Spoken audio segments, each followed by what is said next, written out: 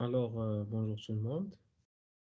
Aujourd'hui, on va voir comment implémenter un filtre FIR sur Code Composer Studio pour une cible matérielle DSP 32 ou bien DSP 320 C6678. La première chose avec quoi on va commencer, c'est de générer le signal et les coefficients de ce filtre ainsi que le signal de sortie. Alors, pour générer ce signal, on va utiliser MATLAB. Alors, dans MATLAB, je vais créer un simple signal qui se compose, alors vous le voyez ici, input, qui se compose bien sûr d'un signal fondamental et un signal de bruit. Le signal fondamental a une amplitude de 5 et sa fréquence c'est F1 qui est égale à 100 Hz. Le signal de bruit, sa fréquence c'est F2, son amplitude c'est 1 et le F2 est égal à 3500 Hz. Bien sûr, la fréquence maximale ici c'est 3500, ce qui fait que la fréquence d'échantillonnage que je dois choisir elle doit être supérieure ou égale à 2 fois la fréquence maximale qui est dans mon cas 3500. Le fait de choisir 8000, c'est bien. Alors, l'objectif ici c'est de filtrer le signal de bruit qui est 3500. C'est pour cela qu'on va utiliser un filtre de type FIR passe-bas avec une fréquence de coupure de 100 Hz et le nombre, bien sûr, bien l'ordre de ce filtre, et le nombre de coefficients B de ce filtre, ça va être bien sûr 20. Je l'ai choisi comme ça, juste pour vous montrer. L'objectif, ce n'est pas de faire vraiment le traitement de signal, mais c'est de programmer bien sûr ça sur Code Composer Studio pour le DSP. Bien. Alors ça, c'est la partie bien sûr d'initialisation des paramètres de notre signal. Et là, on va le créer. Bien sûr, je vais le créer en utilisant input. Maintenant, le input, c'est le signal avec bruit. D'accord? Et bien sûr, pour quelques visualisations, on a fait bien sûr la FFT pour voir son spectre avant et après filtrage. L'implémentation du filtre, bien sûr, on le fait en utilisant cette fonction. Bien sûr, parce qu'il va nous générer juste les coefficients B. Et bien sûr, pour les coefficients A, puisqu'on utilise le filtre FIR, ils vont être toujours égaux à 1. On aura besoin juste des coefficients B. Et rappelez bien que l'équation générale d'un filtre numérique est s'écrit sous cette forme. Et bien sûr, dans le filtre FIR, on aura juste des coefficients B. Alors, si je veux faire l'affichage, je vais exécuter maintenant mon signal pour vous montrer juste l'affichage ici.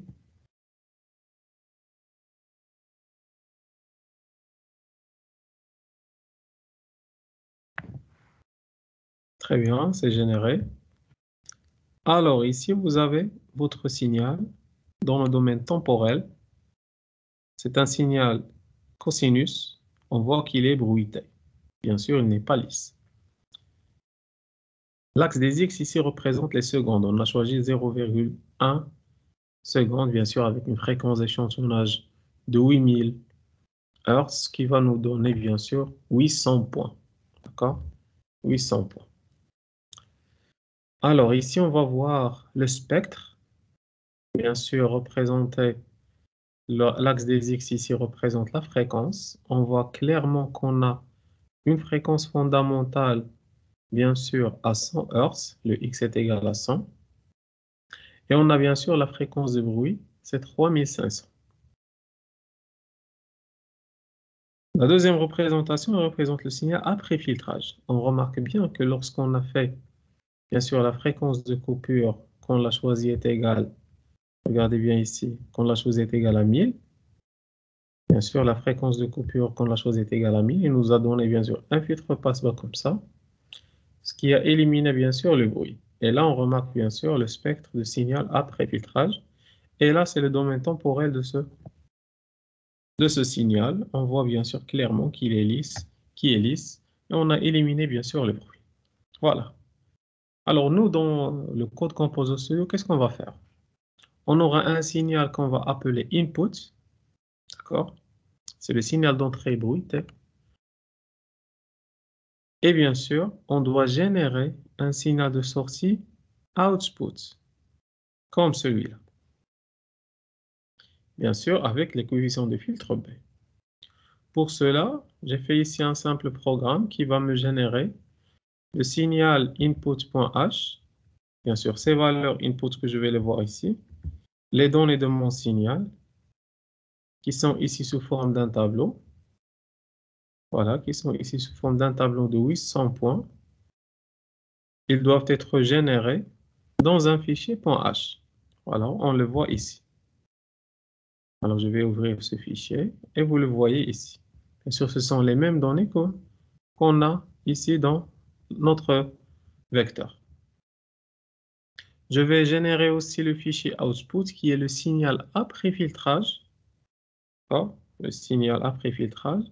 Et je vais générer aussi, bien sûr, les coefficients de mon filtre à partir, bien sûr, des baies. Voilà, les coefficients de mon filtre vont être, bien sûr, 21 coefficients. C'est toujours, bien sûr, le nombre de coefficients que j'ai choisi, plus 1. Voilà, vous avez 21 coefficients. Alors, pourquoi on aura besoin, bien sûr, de signal output, alors qu'on aura besoin juste de signal input? Bien sûr, le fait d'avoir le signal output, c'est juste pour faire la comparaison entre le signal du MATLAB et le signal que je vais obtenir après programmation. Je vais vous montrer. Alors, les étapes pour créer, bien sûr, un projet sur Code Composer Studio, on l'a déjà fait sur une autre vidéo que vous pouvez voir. Premièrement, avant, bien sûr, de faire la programmation. Alors, je commence ici par importer les fichiers générés par MATLAB, qui sont les coefficients, le input et le output. Je vais les glisser dans mon projet. Voilà, je fais copy file. Très bien. Et bien sûr, pour implémenter le filtre FIR, je vais vous donner ici le code. Parce que le filtre FIR, c'est quoi? C'est la somme, bien sûr, des multiplications. Si on veut voir, bien sûr, à quoi ressemble le filtre FIR, on vient son équation. Voilà, voici son équation. Qu'est-ce que vous avez? La sortie y de n, c'est la somme de k est égal à 0 jusqu'au n moins 1, b de k. Bien sûr, les k, bien sûr, ce sont les coefficients, ou bien le nombre des coefficients du filtre, fois x, n, moins k. Et bien sûr, le n, dans notre cas, c'est la taille du signal. Et le k, bien sûr, c'est la taille, ou bien le nombre des coefficients de votre filtre. Cette équation, on doit l'implémenter.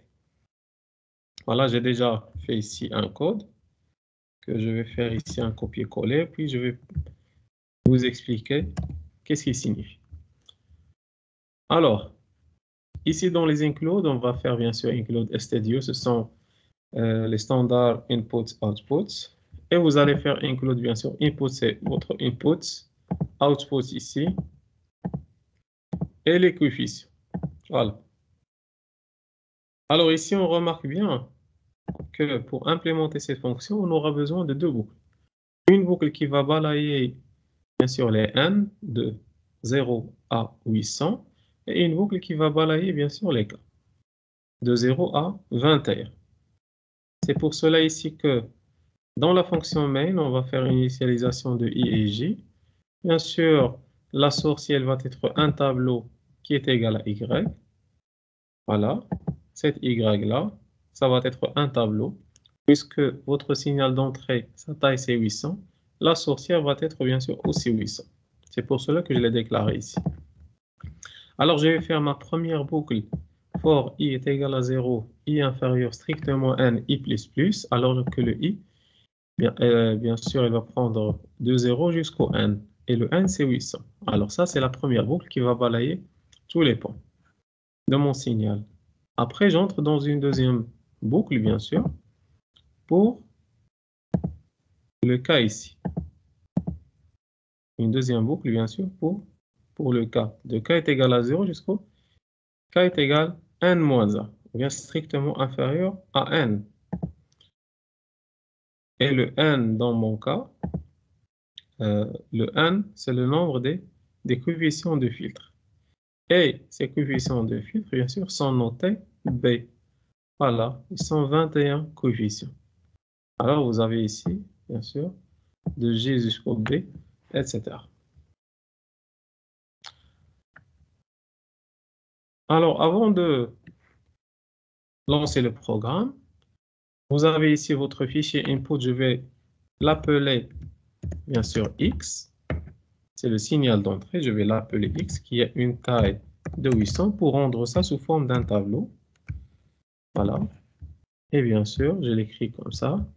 Et à la fin, je ferme les accolades avec un point virgule. J'enregistre et je ferai la même chose, bien sûr, pour le fichier output. Output, je vais garder son nom, de type float aussi. Voilà. Je vais l'appeler output. Ça, c'est le output généré par MATLAB, d'accord? Voilà. Il a une taille de 800. Et bien sûr, je dois le rendre sous forme d'un tableau pour faciliter son utilisation.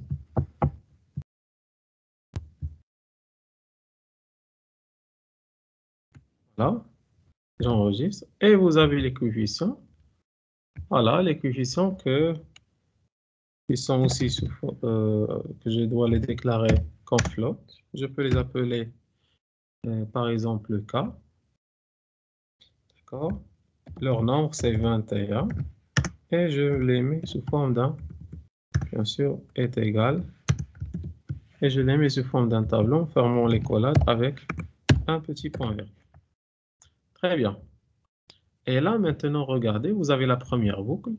À l'intérieur, il y a une deuxième boucle. Et qu'est-ce qui va se passer? Bien sûr, vous avez la somme des multiplications.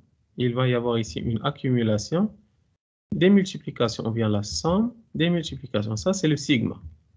Voilà. Du K, le K, c'est elle qui représente votre coefficient. Du K0 jusqu'au 21. Voilà. Fois X de I moins J. Avec le I ici, bien sûr, c'est le n dans ce cas. Et le J ici, qui est la même qui est là, bien sûr, ça représente le K dans mon équation. Très bien. Alors, et à la fin, le signal de sortie généré par Code Composer Studio, ou bien par mon programme, ça va être Y.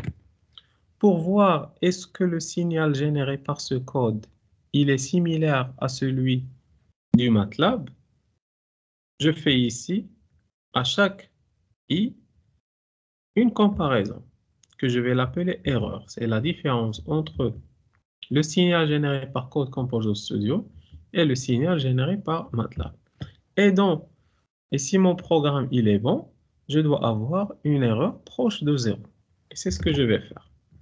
Je vais faire le build, voilà, pour voir s'il y a des erreurs. Alors ici, il me donne qu'il y a une petite erreur parce qu'il vous dit que le X n'est pas défini. Le X, c'est le signal d'entrée.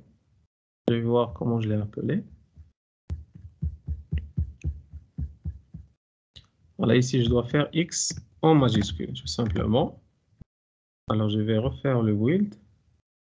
Très bien, pas d'erreur. Je fais le débugage. Voilà. Je vais exécuter dans ce cas mon signal, mon programme. Et si bien sûr j'ai un bon programme, je vais avoir des valeurs proches de 0. Et voilà, bien sûr, toutes les valeurs sont proches de 0, est égal à 0,0000 et une valeur, mais c'est proche de 0. Ce qui veut dire que j'ai bien programmé le filtre FIR en utilisant bien sûr le langage C embarqué. Voilà, je vais arrêter ici le débugage. Je revérifie bien sûr ici output. Regardez, le output c'est égal à combien? Voilà. Et bien sûr, le Y moins le output, c'est l'erreur. et vous avez ici sont proches de 0, ce qui veut dire que le Y que j'ai trouvé, ça veut dire la sortie de le signal filtré que j'ai généré en faisant la programmation avec le C embarqué, elle est la même qui a été obtenue en utilisant MATLAB. Et bien sûr, l'idée derrière cette implémentation, c'est de pouvoir programmer les DSP et pouvoir optimiser le code, chose qu'on peut les voir par la suite, Inch'Allah. Merci de votre attention.